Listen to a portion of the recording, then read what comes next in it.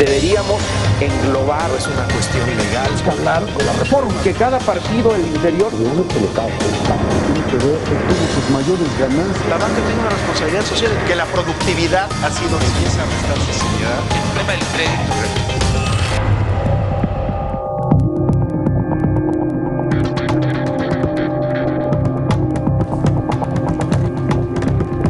Hola, ¿qué tal? Muy buenas noches, un placer saludarlos. Soy Pascal Beltrán del Río y les doy la bienvenida a una edición más de Círculo de Ideas. Me acompañan Martín Espinosa. ¿Qué tal, Pascal? Compañeros, ¿cómo están? Buenas noches. Bueno, y de regreso al programa, porque muchos de ustedes lo pidieron, Ángel Verdugo.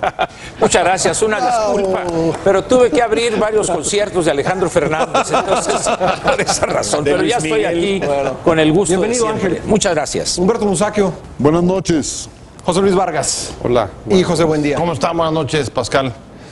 Bien, pues fue aprobado el Sistema Nacional Anticorrupción, la reforma anticorrupción para combatir uno de los grandes males que cuesta al país miles de millones de dólares al año. Se habla de 9% del Producto Interno Bruto. Ahora esta reforma, como es constitucional, deberá ser aprobada por los congresos de los estados, que ya comenzaron a hacer lo propio para después elaborar leyes secundarias. Se pretende hacer frente y castigar los hechos de cohecho, tráfico de influencias, enriquecimiento ilícito, abuso de autoridad, conflictos de interés, entre otros delitos. Las instituciones encargadas de combatir este mal estarán dotadas, lo pregunto, de verdaderas herramientas para hacerle frente. ¿Cuáles son sus bondades y cuáles sus pendientes? ¿Cuándo podríamos comenzar a ver los primeros resultados de estos cambios legales? Pepe, buen día. Bueno, finalmente salió después de muchísimos meses de discusión.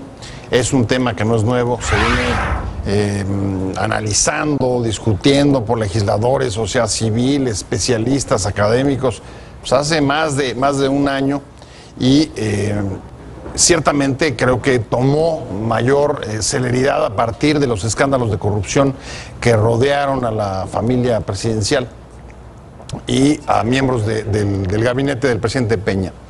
Pero no deja de llamar la atención dos cosas. Lo primero es que después de una discusión tan larga en la que hubo foros, discusiones, análisis, casi en los últimos minutos, digamos que casi para cerrar el encuentro, surgen observaciones, propuestas como la de el fuero, el incluir a todos los miembros, todos los funcionarios públicos, desde el presidente hasta legisladores y todos los funcionarios públicos, en una condición de igualdad respecto a las obligaciones de este sistema. Eso es un asunto que surgió incluso después de aprobado en la Cámara de Diputados y queda finalmente fuera. Queda fuera porque hacer la modificación habría obligado a regresar a diputados y nuevamente tener que verlo, pero ya en la siguiente legislatura. Una bola rápida le dijo un senador del Partido Verde a esta propuesta. Así es, una bola rápida que sin embargo tiene consecuencias porque si la pretensión era realmente contar, como decías en la introducción, con los instrumentos para atacar este mal que ha, digamos que, rebasado incluso las expectativas y es fuente de indignación de la población y de la ciudadanía en general, pues este asunto queda fuera.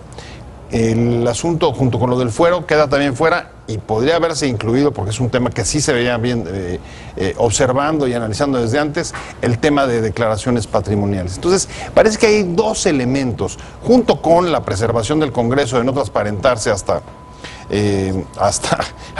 la próxima legislatura, que, digamos, ensombrecen un poco y quizá rebajan las expectativas de este sistema nacional, que por otro lado tiene virtudes. La principal, tratar de ver el asunto no como un asunto aislado de ataque de las distintas dependencias, sino tratar de encontrar una estructura que las coordine y, por supuesto, que incluya mayores niveles de fiscalización de parte de la Federación a los recursos y a las participaciones de los estados. Yo creo que todos esos son avances. Sin embargo, para el nivel de frustración en la que hemos caído con el tema de la corrupción, el dejar fuera al representante del Estado, me parece que fue una omisión que no teníamos por qué haberlo hecho. Martín, ¿tú cómo viste lo finalmente aprobado? Hay pues mucha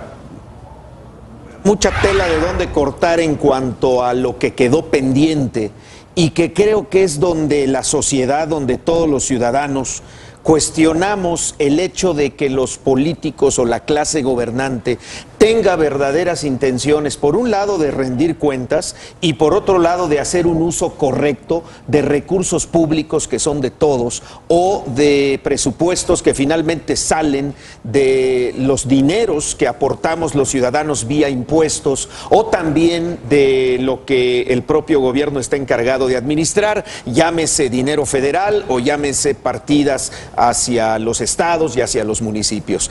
Y me refiero particularmente a lo que ya adelantaba Pepe Buendía, de el fuero, por un lado el fuero presidencial y por otro lado todo el dinero que se destina a promoción de obras en los estados y de lo cual todavía no hay una regulación suficiente que le permite a diputados y a gobernantes estatales y municipales disponer de recursos para los famosos moches, que ha sido el gran problema no solo del PAN en las legislaturas anteriores, sino de todos los partidos políticos, incluyendo al PRI, al Partido Verde o dependiendo de qué filiación sea el servidor público de un estado o de un municipio. Es decir, que este tipo de recursos que no están fiscalizados o de los cuales no hay obligación de rendir cuentas, continúen sirviendo para comprar lealtades, para favorecer a constructores que son consentidos de un gobierno, de un político, de un compadre, de un amigo,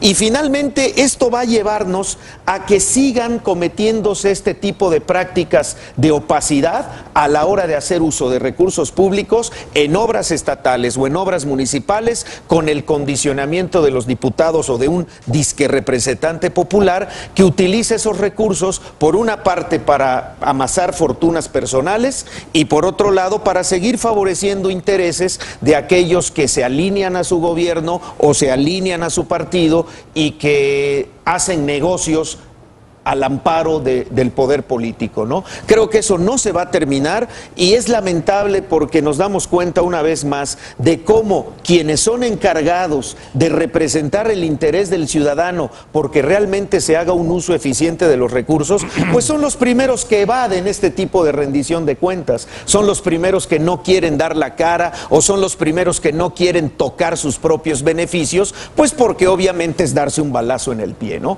Y en estas fechas, ¿quién quiere darse un tiro en el pie para quedarse trunco y en un momento dado pues dejar de hacer uso de esos recursos que finalmente se van a financiar campañas, se van a financiar propiedades de quienes gobiernan o de quienes hacen un uso ilícito del poder? Yo creo que es una reforma, alguien decía, peor es nada, o sea, lo peor es no aprobar nada porque quedaríamos igual. Pues sí, pero si a esas vamos, pues entonces hagamos reformas de fachada que únicamente mantengan tranquila a la audiencia y no vayamos al fondo de lo que realmente nos ha costado a los mexicanos la corrupción, no de hace 6 años ni de hace 12, sino de hace muchas décadas en el país. Gracias, Martín. Ángel, tú has sido crítico en este programa de la intención de resolver problemas con cambios legales. Así es. ¿Esta es nuevamente una situación así? Creo que sí. Pues para recordar viejos tiempos, ¿no? Y estar en línea con las posiciones que adopto. Discutir sobre esto que aprobó el Congreso de la Unión y que tiene que, para convertirse ya en ley, tiene que obtener la aprobación de 16 legislaturas locales al menos. Es tan corrupto lo que se aprobó que yo creo que estaban a punto de cerrar la sesión en el Senado cuando ya en Chiapas ya estaba listo, ya tenía el gobernador a todos los, porque además no sé si es un baldón de acá, una medalla. Chiapas fue el primero que aprobó eso, y cuando va uno a Chiapas y ve los niveles de corrupción, dice uno, esto es de chiste. Yo creo que cuando caemos en ese vicio que nos viene desde la época de la colonia o de España, de creer que un problema en la sociedad, sea este político, económico, educativo o de cualquier índole, se va a resolver con la promulgación de un ordenamiento legal, es como pensar que los 10 mandamientos de la Iglesia Católica han acabado con los pecados. Eso es, o sea, es una simple ilusión juvenil. Entonces, esto que estamos viendo, ahorita decía Pepe que tiene un año discutiéndose. Yo me acuerdo que los primeros intentos por combatir esto fueron en el sexenio de Miguel de la Madrid. De este sistema. De este sistema, por eso, pues, pero tiene que ver con la corrupción. La discusión, vamos a decir, formal en torno a ese cáncer que corroe a la sociedad en México, ya de manera formal, repito, y que fue uno de los encargos que se le dio al doctor del Villar, que él fue el, vamos a decir, el zar Samuel del Villar, con aquello de la renovación moral, pero al mismo tiempo la simplificación administrativa. Y lo único que tuvo éxito fue la simplificación administrativa, porque llegaba uno a un trámite y le decían, ¿qué quiere usted, la renovación moral o la simplificación administrativa? Entonces se presenta algo aquí de lo cual prácticamente nadie ha comentado. Estamos ante un circo muy interesante, donde una sociedad integrada por corruptos en sus diferentes niveles y prácticas, como dijo aquel, del tamaño del batracio es el proyectil lanzado, y están acusando a los políticos que son corruptos. Si está mi nana pa' mi tata. El problema de la corrupción en este país es algo que se enseña o se adquiere desde edades tempranas: copiar en los exámenes, hacer trampa en esto, no asistir, ponme ahí en la lista o tú responde presente por mí. El que no tranza no avanza, un gran aforismo de una profundidad tremenda. Entonces, cuando de repente estamos ilusionados por una cosa como esta, pero además algo tan genérico y tan inasible como es la corrupción. Si tenemos, y esto lo puede rectificar o ratificar José Luis, en nuestro cuerpo legal tenemos delitos específicos, conductas debidamente tipificadas con penas específicas, y hacemos todo un circo, y lo curioso es que el primer elemento que debería estar allá inscrito con letras de oro en ambos recintos parlamentarios es: las prerrogativas de los partidos o de los grupos parlamentarios de veras públicas y cumplir con todos los requisitos fiscales. Punto. Porque eso va a seguir siendo exactamente lo mismo. Entonces, ¿cómo es posible que seamos tan ingenuos que 628 legisladores que reciben decenas de millones de pesos mensuales no sujetos a comprobación van a suicidarse políticamente y establecer un sistema nacional de anticorrupción que combata esto?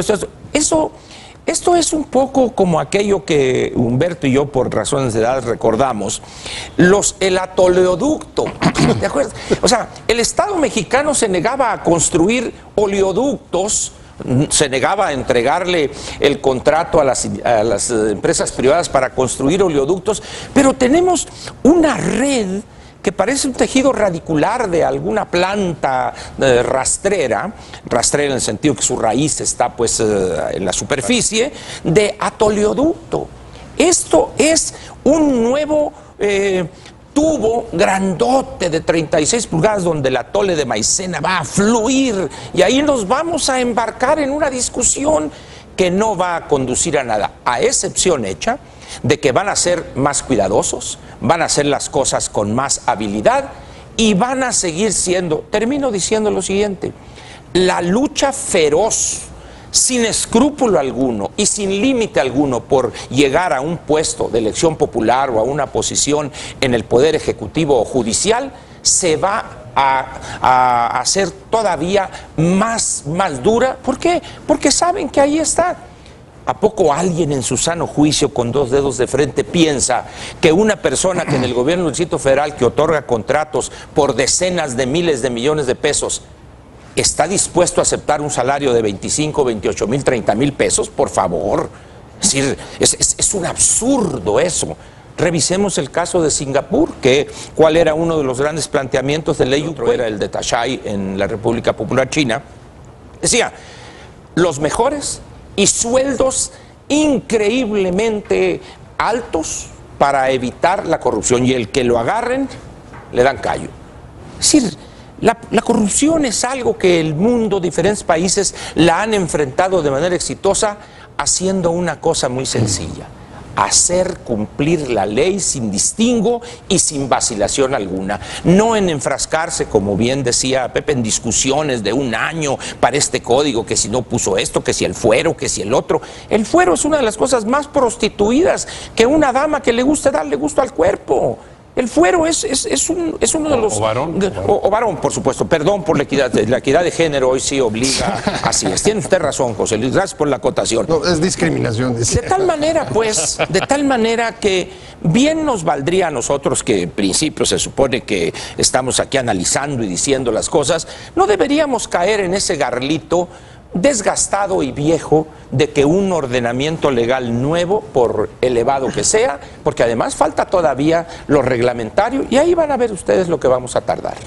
Bueno, ya vieron, ya escucharon ustedes, terminó este primer bloque con una alta dosis de pesimismo. Vamos a ver si en el siguiente bloque... Realismo, dice Ángel Verdugo. Vamos a ver si en el siguiente bloque José Luis Vargas y Humberto Musacchio mejoran un poco el panorama para el Sistema Nacional Anticorrupción. No se vaya, esto es Círculo de Ideas.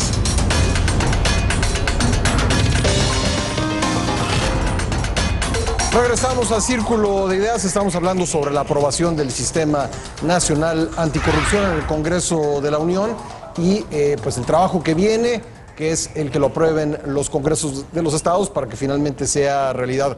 José Luis Vargas, ¿va a significar una diferencia en el combate a la corrupción o no?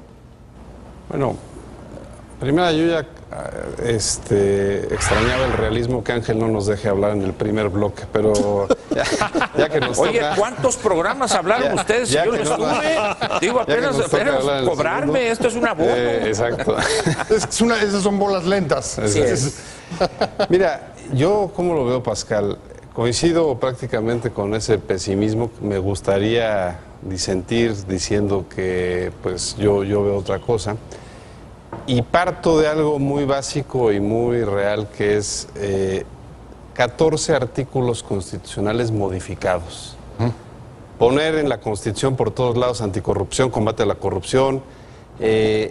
En los hechos, para los constitucionalistas, digamos, a los que estudian la historia del constitucionalismo de las distintas constituciones del mundo, pues eso es no creerse la Constitución. Es decir, la Constitución norteamericana tiene escasos 20 artículos, ¿no? Es un librito miniatura y es un país de leyes. La Constitución se aplica, se vive en la sociedad. Aquí tenemos una Constitución de casi 140 artículos, que es un tabique, cada vez lo hacen más grande, donde le metemos todo. Y lo que refleja esa aprobación o ese manoseo, yo le llamo, a la Constitución, es nuestra vocación irrestricta a no cumplirla. Y a ver qué más ocurrencias se nos salen para ver si así la pretendemos cumplir. Y me parece que todas esas reformas que ahí aparecen podría ser tan sencilla como esto que mencionaba Ángel muy bien, una sola frase que diga: la Constitución y las leyes se aplican por igual para todos los mexicanos, punto. Que además está, pero bueno, si quieren que la reforma, subrayarlo con amarillo. que la reforma fuera una rayita, ¿no? Ya está el fuero, entonces. Sí. ¿Y por qué lo digo? Porque estamos viendo escándalos que nos pueden decir que no se hable de eso, que hay muchas cosas, pero que son de la luz pública. Es decir, hay cosas que la sociedad está enojada con quien gobierna este país, por decir, bueno, no se aclaran los actos de presuntos irregularidades o cosas, y entonces, ¿cómo empezar a creer un cuento que se llama anticorrupción a partir de decir esa figura no se toca? ¿No será por eso que debiéramos creerlo en esta ocasión? Porque hay una sociedad verdaderamente enojada y hemos visto muchas veces que pesa más que una ley, pesa más el que la sociedad haga ver mal a los políticos y ellos hagan todo lo que pueden por tratar de verse bien. Pues, a ver, sí, sin duda también coincido con eso que dice, de que no haya nada, que haya algo, pero la verdad es que yo creo que es lo mismo, pero revolcado. Es decir, le devuelven, por ejemplo, a la Secretaría de la Función Pública, una secretaría que se había dicho que ya no tenía cabida, Claro. por una razón lógica, porque no puedes tener ahí al órgano investigador de las faltas administrativas dependiendo de un jefe que es el Ejecutivo Federal. Es decir, ¿cuántas idas y venidas fue esta reforma, ¿no? A partir de la concepción de una comisión que fuera imparcial, que no sé qué. La legislación tiene que subrayar ahora que el Tribunal de Justicia Administrativa, que es quien le corresponderá revisar este tipo de irregularidades, tiene que subrayar varias veces que contará con plena autonomía, pues que antes no contaba. Es decir, un tribunal sin autonomía, pues entonces ¿cómo le pueden llamar que es un tribunal, no? Entonces, ahí es donde creo que están en esos detalles, es decir, la selección de casos. Me parece que es lo que la no capacidad de que cualquiera pueda denunciar algo y que sepa que va hasta las últimas consecuencias porque soy vecino de tal político y veo el nivel de corrupción con el que vive y por lo tanto presumo que hay algún tipo de irregularidad y que pueda haber un ente fiscalizador de a de veras, ¿no? Autónomo, independiente, con capacidades plenas. Me parece que mientras no hagamos eso, pues estaremos dándonos como los perros que se muerden la cola.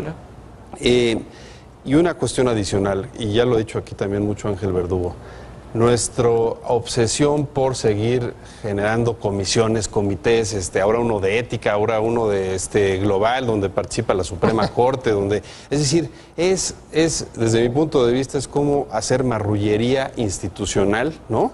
Que no acaba, que obviamente confunde al ciudadano, porque el ciudadano ve tantos órganos, tantas figuras que dice, bueno, pero ¿a quién le corresponde la atribución? ¿Quién es el zar anticorrupción? ¿No?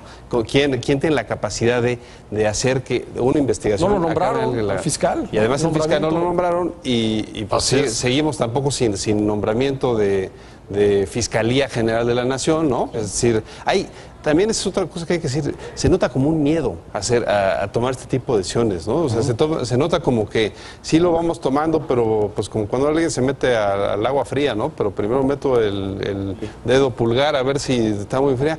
No se nota una decisión institucional y una política de Estado para poderlo lograr. Y obviamente se está obedeciendo a una presión ciudadana y pues mayúscula, pero que creo, desde mi punto de vista, no satisface esa hambre de ver pues progreso en la anticorrupción o en las políticas de combate a la corrupción. Gracias, José Luis Humberto. A salvar el optimismo. Voy a empezar por una discrepancia con algo que dijiste, de que ya contamos con un instrumento legal y que peor es nada. No. Ya teníamos muchos instrumentos legales para perseguir a los corruptos. Lo que pasa es que las leyes no se aplican aquí más que contra los pobres diablos que no pueden defenderse. Pero la mafia, perdón por referirme así a la clase política, se va a proteger siempre. Son sus intereses los que están en juego. Esto de meterle reformas a 14 artículos constitucionales es convertir la Carta Magna en el reglamento de policía del pueblo más rascuache del país. La Constitución no puede ser un reglamento de nada. Tienen que ser los enunciados generales y a partir de ahí vemos cómo se elaboran las leyes menores. Pero bueno, eso es una muestra de que no vamos a avanzar por ahí. Y el asunto es ese. ¿Los corruptos van a hacer una ley para ahorcar a los corruptos? Evidentemente no, evidentemente no. Y el asunto está en qué vamos a hacer los ciudadanos ante esta indefensión. Es que ese es el tema. Pues yo sí me pregunto qué vamos a hacer. Ese es el tema. Nos están cerrando los cauces legales para poder llamar a cuentas a un funcionario. Tienen un verdadero pavor de empezar a juzgar a uno, porque luego van a tener que seguir con otro, y luego con muchos, y luego con todos. ¿Y quién va a cerrar la puerta de las cárceles? Ese es el problema para ellos. Pero para nosotros, ¿cuál es el asunto? ¿De qué manera vamos a intervenir? Nos están invitando a irnos a los procedimientos no necesariamente institucionales para poder defendernos. Quien se presenta ante una oficina a hacer cualquier trámite sabe que tiene que soltar dinero para que eso funcione. Hay excepciones que algún día se darán a conocer en este país, pero son excepciones. La norma es que si no se aceita la maquinaria de la corrupción, nada más no progresa ningún trámite. Y esto no lo sufren, lo viven ya los ciudadanos mexicanos como una normalidad extraña, chueca, pero normalidad al fin. Si quieren abrir un negocio, pues van a tener que soltarle dinero a 20 inspectores. Si quieren acelerar un trámite, tienen que hacer lo mismo. Yo me pregunto, ¿qué camino nos están dejando a los ciudadanos? ¿La ilegalidad? Gracias, Humberto. Pepe. A ver, yo tengo dos puntos, no sé si van a abonar en mayor optimismo o pesimismo, pero para tratar de aterrizar un poco la discusión. A ver, ¿qué sería mucho más contundente para atacar la corrupción a los ojos y la percepción de los ciudadanos? La generación, en efecto, de una pieza legal como el Sistema Nacional Anticorrupción, o que el secretario de la Función Pública haga un trabajo en el que al final, sobre el tema del conflicto de intereses, tome una decisión categórica, y sí hay que fincar responsabilidades en caso de que haya habido este supuesto, pues que vaya contra el que lo cometió, es decir, contra la familia presidencial.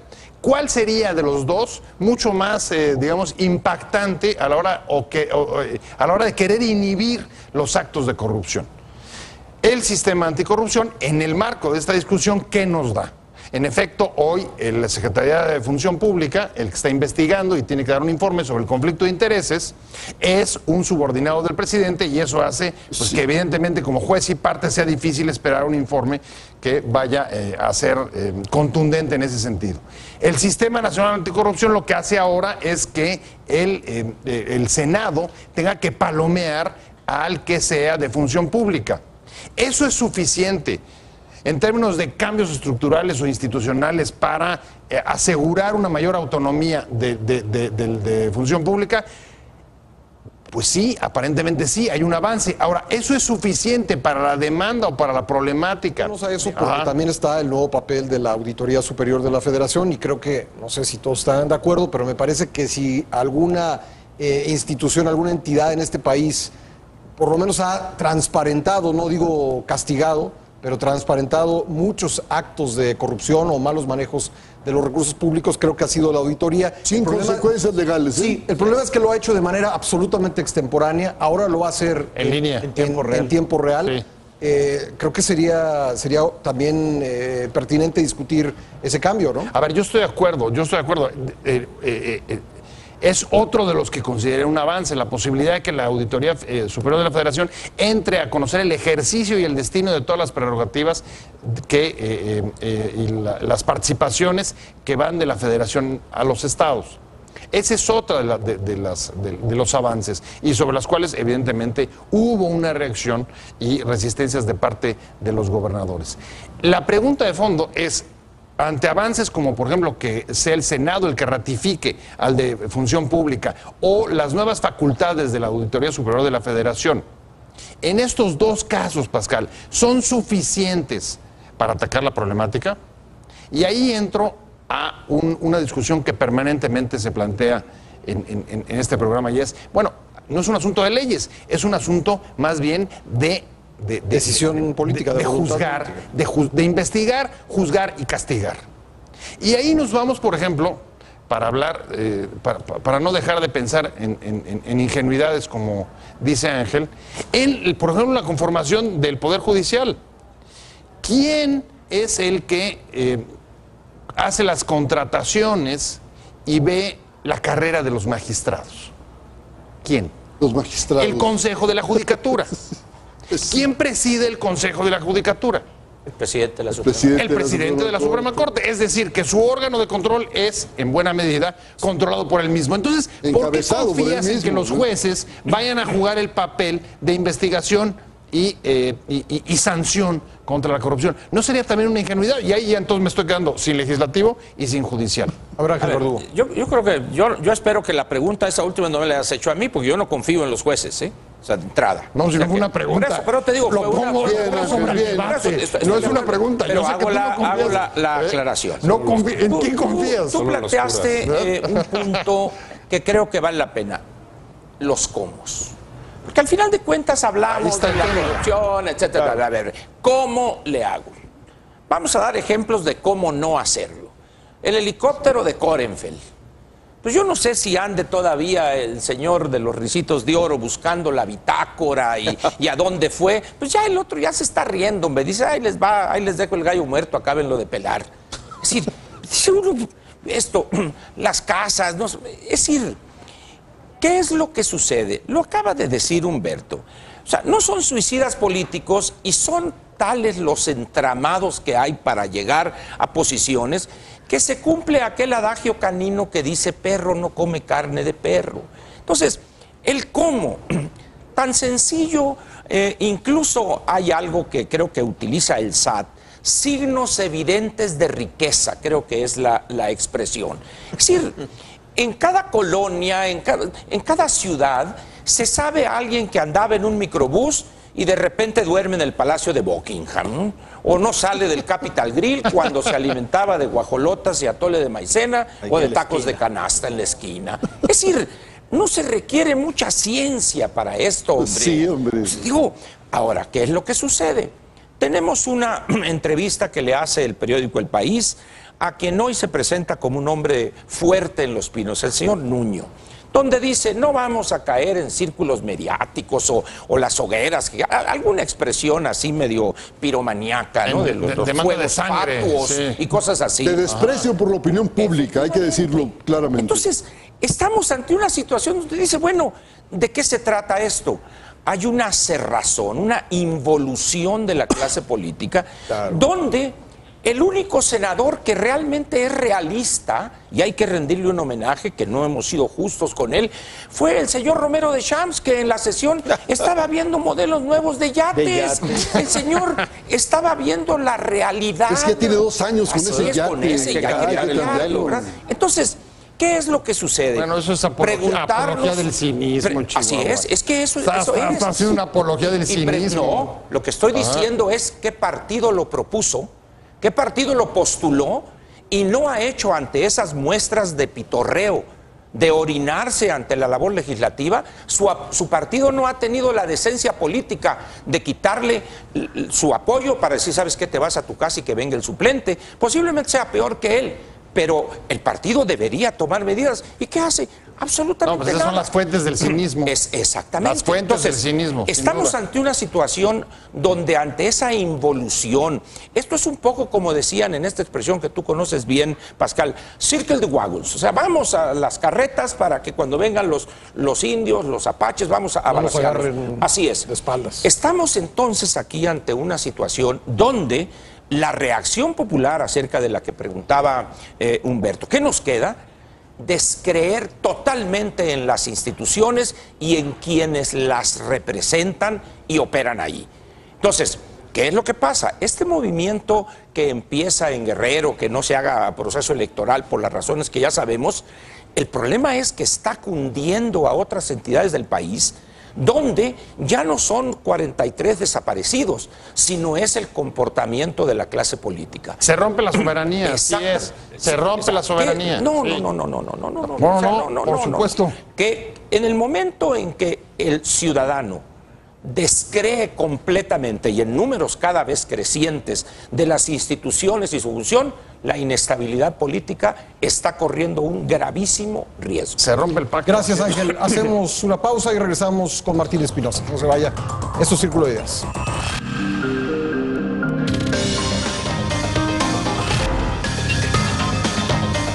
Estamos de regreso en Círculo de Ideas. Estamos hablando del Sistema Nacional Anticorrupción. Martín. Escuchando parte de lo que decía Ángel Verdugo sobre la forma en que los comos pueden resolver esta situación de opacidad o de corrupción que vive el país, me viene a la mente lo que algunos mexicanos que viven en el exterior, que se dedican a actividades intelectuales o periodísticas, han estado diciendo a lo largo de esta semana que terminó. En algunos foros periodísticos, algunos de ellos, se ha insistido en que no se permitirá que el actual sistema, la estructura gubernamental, impida que se levante la voz de ciertos sectores de denuncia sobre abusos del poder, sobre actos cometidos al amparo del poder que denotan evidentemente actos de corrupción. ¿Te refieres al discurso de Jorge De Ramos? Jorge sobre la Ramos, recepción del premio? Y otros más que han Claro. expresado solidaridad con una serie de hechos que en la práctica revelan coacción o no querer hablar de un tema que ya para millones de mexicanos es evidente y que se habla todos los días en la calle de él, que es precisamente la forma en que la clase política ha dilapidado los recursos de todos los mexicanos y ha caído en una corrupción cada día más escandalosa. Es decir, ¿a qué voy? Yo creo que el papel que están jugando algunos sectores de la sociedad civil, en lugar de acallarlos, lo que deben hacer es incorporarlos. Yo no sé si la clase política esté verdaderamente interesada en incorporar en una estructura no burocrática, sino funcional, de vigilancia de la propia clase política, que hablaría muy bien de la clase gobernante. Pero no necesita el permiso, Martín. No, pero ¿cómo incorporas a la sociedad a una estructura gubernamental que no permite que los grupos sociales se incorporen a la actividad política? Ya no digas para supervisar el uso del gasto público. La verdad, a patadas. Bueno, pero es que hay que hacerlo de alguna la legalidad. forma. Eso rompe Por eso, la legalidad que tú para apoyas. A patadas figuradas. Y los A ver, derechos ¿qué no es ilegalidad? No, estoy de ¿Y acuerdo qué con no es abonar a la violencia? El cometer actos de corrupción en contra del ciudadano. Eso es el mejor signo de 100% ilegalidad. lo que ¿Estamos de acuerdo? Por eso le digo a Pepe, divide la legalidad y la legalidad para acá y para allá. No, pues los de la legalidad han sido siempre ustedes, Por eso. hombre. Los del O sea, Estado de Derecho. Mucho se ha cuestionado en dónde está en dónde están los periodistas cuya función debería ser realizar trabajos de investigación y de denuncia de todo este tipo de irregularidades. Bueno, el gran problema es que la estructura que el mismo poder ha creado impide espacios no solo de denuncia, sino de participación ciudadana en el acotamiento de la función pública para evitar actos de corrupción. No lo estamos haciendo. Están Yo en creo. aquí sí, pero están a los que te refieres en el Wall Street, en el New York Times, El País, Le No, Monde. nosotros lo pero podemos aquí hacer. lo podemos hacer. Claro, el Vamos a problema hacerlo. es cómo, o sea, cómo te incorporas a esa estructura de toma de decisiones para influir en esa toma de decisiones y decir, a ver, señor, usted está violando la ley y se le va a castigar no por venganza de un grupo político contra otro, que es lo único que hemos visto en este país. ¿Cuándo castigan a un político? Cuando el otro grupo sube al poder y entonces comete un acto de venganza Y a contra veces, aquellos. y Y eso no siempre. y en muchas ocasiones se les perdona, ¿no?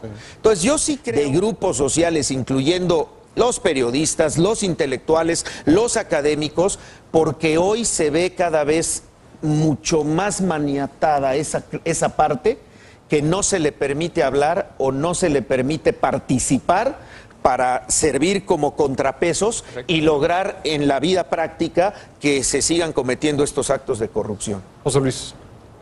Mire, yo creo que este nuevo sistema anticorrupción lo que necesita no son expertos anticorrupción, lo que necesita son matemáticos, pero de la secundaria, ¿eh? O sea, que digan 2 más 2 son 4 y 4 más 2 y dan o no dan las cuentas para ver las propiedades que tienen una cantidad de políticos.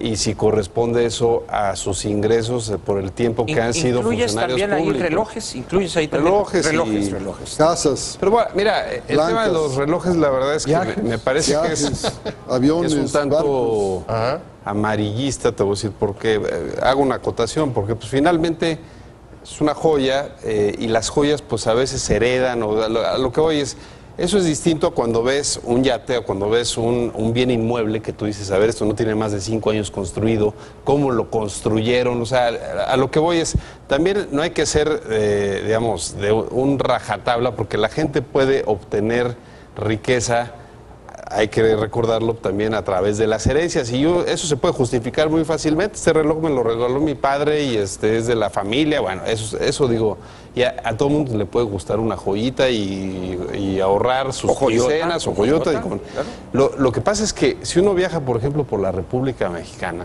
y uno pues siempre yo digo, bueno, a ver, vamos a ¿dónde está la zona residencial, ¿no? Y siempre veo una casa que es muy grande, y esa casa, ¿quién es? No, pues es la casa de la familia, de los empresarios del Estado, ¿no? Ganaderos o lo que sea, y la de enfrente, que es más grande, siempre, o la de al lado, siempre es de un exgobernador, ¿no?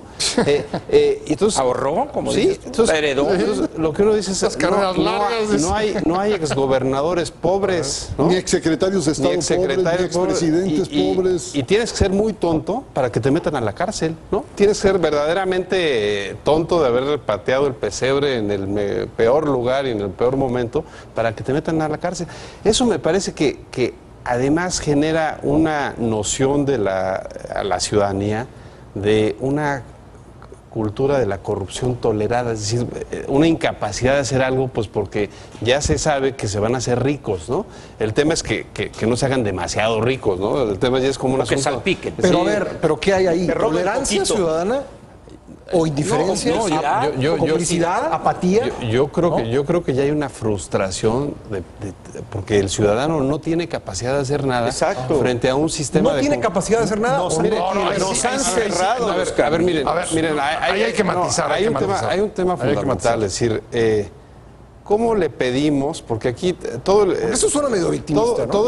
todo este juego se da a partir de, no, pero es que el sistema anticorrupción fue de los representantes populares, el Ejecutivo solo mandó la iniciativa, el Legislativo fue quien votó y el Judicial está para revisarlo. Bueno, si los tres son igual de corruptos, los tres sistemas, es decir, si estás hablando, si hubiera un poder que tú dijeras, bueno, es que aquí Cuidado si las con cosas se pasa por una báscula. Es decir, si el presidente de la República quisiera, a partir de este señalamiento de que no lo tocan ni con el dedo de pétalo de una rosa, podría, y se lo recuerdo, podría vetar la ley, ¿eh? Claro, podría por vetar la supuesto. ley y diga, por favor, quítenme esa excepción y inclúyanme, Estoy dispuesto a esto, a ser revisado, ¿no? Eso sería una muestra de decir, bueno, el Ejecutivo, mis respetos, mostró una entereza y no sabemos por qué los legisladores se empeñaron en protegerlo. Pero pues evidentemente eso no va a pasar. Y, insisto, está todo acomodado de tal forma pues que las consecuencias... ¿Cuáles son las consecuencias? Porque las consecuencias son que alguien acabe en la cárcel, hombre. Si no veamos que alguien le decomisen sus bienes, sus propiedades, sus yates. Mientras no veamos eso, la gente dice esto es puro circo y por lo tanto sí creo que la gente está un tanto ya frustrada de decir, no está a mi alcance poder hacer algo para cambiar esta realidad. Pero fíjate que ahí sí difiero. Yo creo que es al contrario, José Luis. Hay mucha menos tolerancia hoy de la opinión pública Sí, pero ¿de qué respecto sirve? a la corrupción del gobierno de Hay Peña más Nieto chistes sobre la que lo que hubo ¿Pero de en qué los sirve? gobiernos anteriores. Hoy hay memes. Incluso memes. hay instrumentos que han tenido un efecto más que eso, ¿no? mucho más potente. Sí, pero y ahí el está efecto, Korenfeld, y ahí está ¿en qué se Lady traduce? Profeco, Ese es el problema. y ahí está la campaña contra el verde. ¿Cuál es el problema? Que pero son minoridades. frente a ese activismo, Oye, a ver. lo que se ha quedamos implementado es el cortos. cinismo. Y eso es lo peligroso. Pepe, pero son el nimiedades, peligro hombre. es el cinismo. Que digamos que en este país hay acciones de corrupción porque un funcionario, desde mi punto de vista tonto, mal usó un helicóptero Y lo cacharon. frente a los bienes inmuebles a los que yo me estoy refiriendo, pues nos estamos quedando con las migajas. Pues sí, hombre. No, son mensajes, José Luis. A ver, me no, permiten... Para mensajes de un A email. ver, yo sí soy de la opinión de que contamos hoy en México con un periodismo criticón, Claro. peleador. No es un regalo del Estado, ¿eh? Nos lo hemos ganado a lo largo de muchos años de pelea. Correcto. Entonces, permíteme establecer esa discrepancia. Y por otra parte, estamos viviendo un agotamiento de las instituciones. Yo no me canso de repetirlo, porque ¿de qué sirve, por ejemplo, que se nombre una comisión, por ejemplo, que la nombre el Congreso, una comisión ciudadana para vigilar la corrupción? Pues van a ser sus propios agentes. ¿No nos platicaron que el Instituto Federal Electoral se ciudadanizaba? Pues son los representantes de los partidos y de la corrupción los que están ahí para... ¿Pero por qué, Humberto? ¿Lo permitimos? Bueno, porque los corruptos nombran a sus representantes en los organismos que han de vigilarlos. Esto de entrada no sirve. El primer día que el IFE fue convertido en feudo de los partidos políticos y dejó de ser ciudadano, y podemos discutir qué tan ciudadano era o no, Ajá. pero digamos que lo era, Así es. ese día no debimos haberlo permitido. El problema es que regresamos regresamos al entramado legal. Yo pregunto, ¿qué hubiéramos hecho? ¿Tomamos un fusil y nos salimos todos a No la necesariamente, calle? no necesariamente, pero no hubo un movimiento, Porque las manifestaciones, no se gestó un movimiento ciudadano. las manifestaciones para impedirlo. pacíficas en México No tienen efecto gritan alguno. pidiendo la renuncia del presidente, lo que sea, eso no tiene mayor trascendencia. Yo creo ¿Cómo llegamos al IFE ciudadano? A ver, yo creo que ¿Cómo llegamos? tenemos que buscar, proponer todos los que estamos en los medios, en la política, fórmulas, caminos para superar este vacío de las instituciones. Estoy de acuerdo contigo. Y una medida, por ejemplo, si las instituciones están agotadas, empezando por la Presidencia de la República, bueno, ¿por qué no pasamos un régimen parlamentario? Por lo menos eso nos garantizaría un contrapeso entre el Ejecutivo y el Legislativo, aún siendo el mismo partido, porque si el partido que está en el gobierno hace mal su trabajo, lo van a quitar. Eso Voto de ocurre censura, voto, en así muchos es. países. No sé si las condiciones, la historia de México lo permitan, Pero- creo que habrá que pero hay que discutirlo. intentar algo, pues. Pero hay que intentar ese tipo de cambios. Seguir como hasta ahora es esperarnos a ver a qué horas empezamos Que a se irnos agraven todos las cosas. al abismo. Una de las ventajas de los regímenes parlamentarios, no digo que sea la solución, pero bueno, ahí está el caso de Italia, que puede ser muy criticable. Los gobiernos en Italia caen cada 15 Cada días. tercer día. El país sigue funcionando. Sí, así Pascal. es, así es. A eso Sigue voy. funcionando. A eso voy. Y a lo mejor creo que Humberto dice una gran verdad. Yo creo que tendríamos que encontrar un sistema, no sé si parlamentario, que pueda caer el gobierno, pero que el país que siga siga Y que no funcionando el desplace país. a esa clase política que Así está ahí es, de así golpe, porque entonces no lo van a aceptar. Esto permitiría incorporarlos, ¿no? Ahora, hay aquí una cosa, Pascal, que debe tomarse en cuenta, evidentemente. La historia o la cultura política que nos arropa, que nos marca hoy, es uno de los grandes lastres. Es evidente, y otra vez cito al gran filósofo de la política mexicana, Humberto Musacchio, cuando dice, es decir, los corruptos no van a combatir a los corruptos. Entonces, en este país, por las características que tiene en cuanto al papel del tlatoani, del caudillo, y hoy sintetizado eso en el Ejecutivo, yo creo que el papel fundamental está en que el Ejecutivo haga con audacia, que proponga cosas. Hay cosas tan elementales como estas en función de Se lo llama último voluntad política. que comenta, voluntad política. Algunos le llaman, Paco Sea, por ejemplo, le llama cataplines, es un término así muy castizo, ¿verdad? ¿Por qué? Ahorita, cuando todas las soluciones o medidas que daban son o implican participación política. No hay ahorita proceso más caro, complejo, difícil de satisfacer que la conformación de un nuevo partido político, que antes se hacía cada 3 años, ahora es cada 6. ¿Por qué el Ejecutivo, teniendo facultades, por qué no lanza una iniciativa, la califica de preferente para facilitar que un grupo pequeño de ciudadanos se convierta de una manera expedita en partido político y participe? Oye, que va a haber 100 partidos, la experiencia en el mundo demuestra que eso no es cierto, pero de tal manera que personas que ahorita existe un rechazo en los partidos, en los 10 que están ahorita o los que sean, rechazan que entre porque viene a hacer olas José Luis, sabe de leyes, nos va a exhibir, o a Martín ya lo conocen. Y nos va a tocar menos en el reparto, reparto. es todo. De tal manera que lleguen personalidades democráticas, ciudadanos, que tengan planteamientos específicos de temas muy concretos y que exhiban la ignorancia, el importamadrismo de esa clase política que ante la situación de descrédito en que han caído, lejos de entender que deben modificar, han reincidido y de manera acérrima están poniendo en práctica lo peor de los instrumentos que han desarrollado a lo largo de decenios. José Luis, te toca cerrar. Yo creo que ese fenómeno de México simplemente nunca ha acabado, nunca ha dejado de existir la corrupción. Tú hace rato mencionabas Italia. Italia pues, es un país tremendamente corrupto en su política. Es decir, habría que ver cuál es el fenómeno ya a nivel internacional, porque yo sí creo que hay una división entre países anglosajones y países latinos que unos se prestan mucho más nuestra cultura a este tipo de prácticas. ¿Y por qué lo digo? Pues pero no tenemos nada que enseñarle a los sajones, ¿eh? No, bueno, esos son maestros en corrupción, pero hombre. sí hay un tema ahí, Humberto, de cultura de la legalidad, que lo decía Ángel hace un rato, que creo que si no empezamos por ahí desde las primarias, no va a haber ese cambio. Y como bien decían hace rato, eso empieza por la casa, eso empieza por las cosas básicas, que es lo que podrá hacer Elementales, generaciones distintas, sencillas. más allá de todas las leyes que estamos aprobando. Pues bien, llegamos así al final del programa del día de hoy. Muchas gracias por haber estado con nosotros. Gracias a nuestros panelistas. Yo soy Pascal Beltrán del Río. Nos vemos aquí el próximo domingo, 9 de la noche, por Excelsior Televisión. Hasta entonces.